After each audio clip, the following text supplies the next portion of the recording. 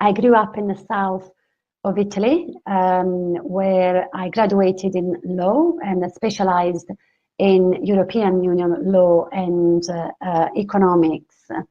I started my career as a lawyer in Brussels, based in Belgium, advising multinational companies on European Union legislation. And very quickly, I discovered a passion for employment law and employee relations. And in particular, I was advising multinational companies on the establishment of European Works Councils. One of my clients asked me to help them set one up, not just as an advisor, but actually doing it. And that's when I moved in-house to work in the HR department of a telecommunication company. So I worked in telecoms, I worked in hospitality with the Hilton hotels, and I've worked in leisure in the UK. The turning point in my career was accepting the position of Group HR Director at Merlin Entertainments. You will know very familiar brands from Legoland to Madame Tussauds to Sea Life and Alton Towers, Chesington and so forth. It was a turning point because that's when I really developed from having a merely operational focus to having a much broader commercial outlook on the business. And as the organization grew, I grew with it. There was a lot of international organic growth. So we opened 6 to 8 attractions per year. We also did lots of acquisitions in the States, across Asia. And also while I was there, we listed the business on the London Stock Exchange. So I was involved in the preparation of the listing, appointment of the non-executive directors and the full board, and then take the company through that change from being a private equity owned business to being a listed organization, and very quickly moving from a FTSE 250 to FTSE 100. I realized at that point in time that although I was absolutely enjoying the work I was doing at Merlin, my focus was quite inward. I had become very insular, and I decided to expand and broaden my horizons.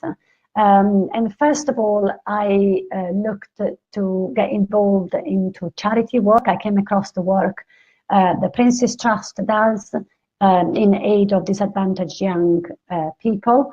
And I got involved with the women leadership group, specifically raising funds to support young women.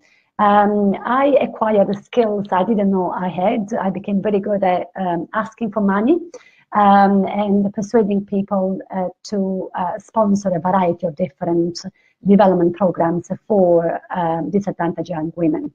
At that point in time, I was also asked to become a non-executive director on the board of Alexandra Palace, which is owned by the Council of Haringey.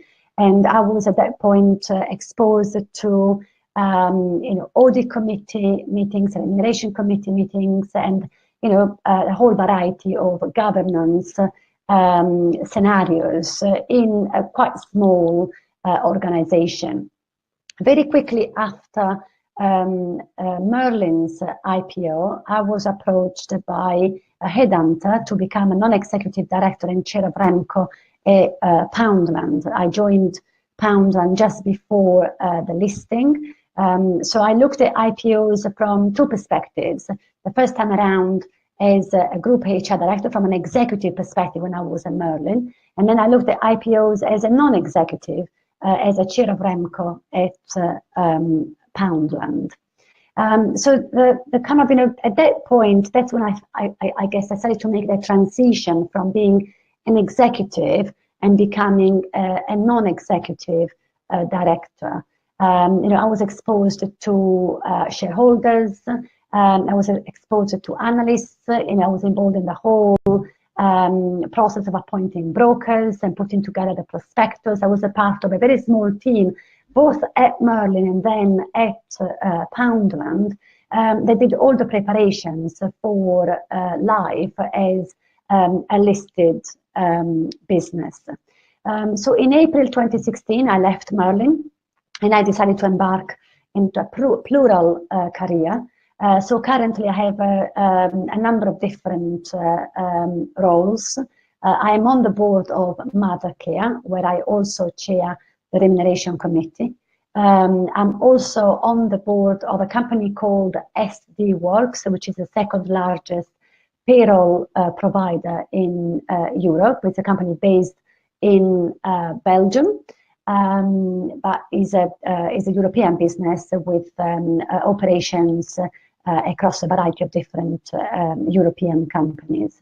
And I'm also on the board of the Royal Bournemouth and Christchurch hospitals, NHS. I had never been involved with the public sector before, and that's something which is a completely new to me and completely different for me.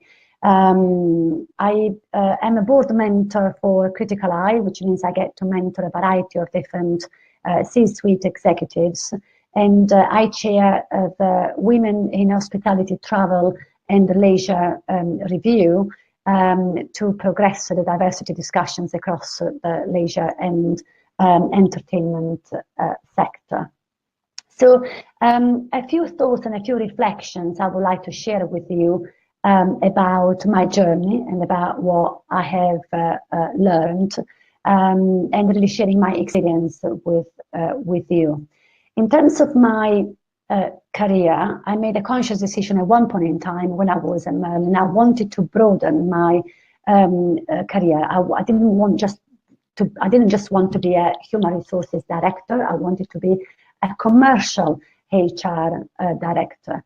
And I really focused on, as I said earlier, broadening my horizon and expanding my outlook and perspective by getting involved first with charitable organizations and then with other commercial businesses.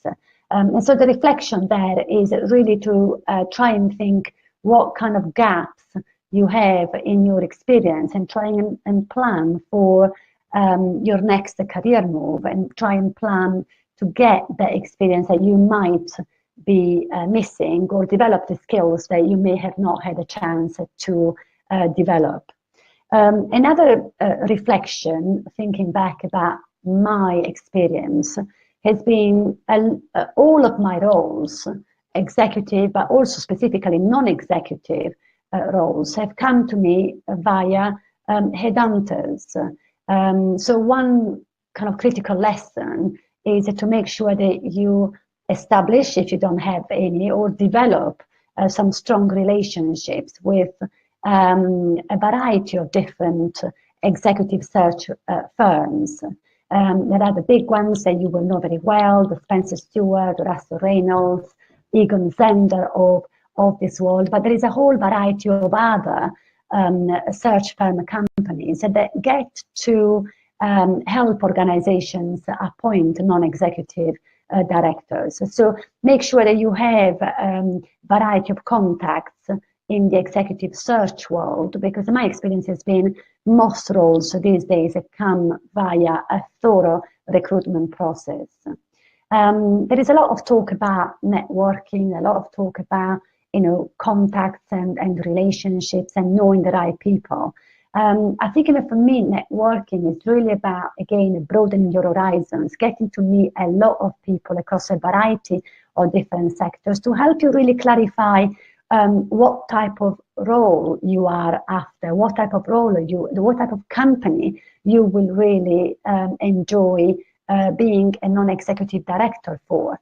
So meet as many people as possible, join a network organization that allows you to be exposed to chairmen, non-executive directors, CEOs, other executives, because it can all help clarify in your mind what is it you're looking for. And don't be afraid, once you know what you're looking for, don't be afraid to let people know.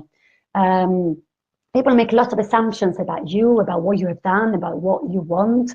But when you explain and articulate what you are looking for, that's when the network, and that's when executive search firms can actually help you achieve your goal.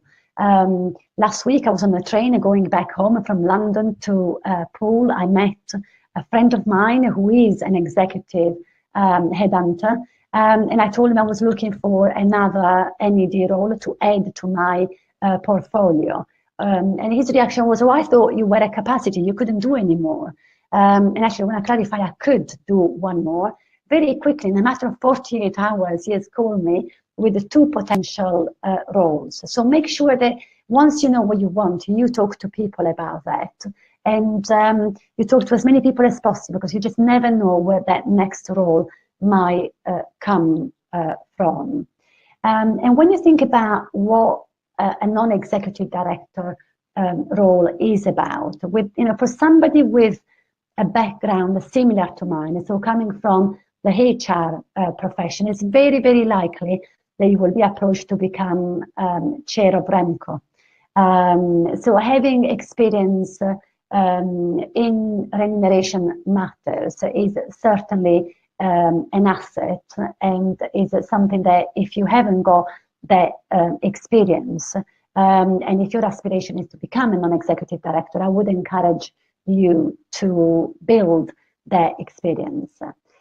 For me, I'm really interested in roles that are not just a pure governance. I specifically focus on FTSE 250, although I come out of a FTSE 100 organization. I specifically look for NED roles that allow me to be a little bit more involved, a little bit more hands-on, where my background and my experience as a HR director across multiple countries can really be useful to organizations, either because they have a very underdeveloped HR function, or they are transitioning from being a domestic business to being an international business. So I really look for to join teams and organizations where I can add value, where I can make a difference, where it's not just about ticking boxes and making sure that all the policies and procedures and regulatory expectations are complied with. I like roles where you can be a little bit more involved.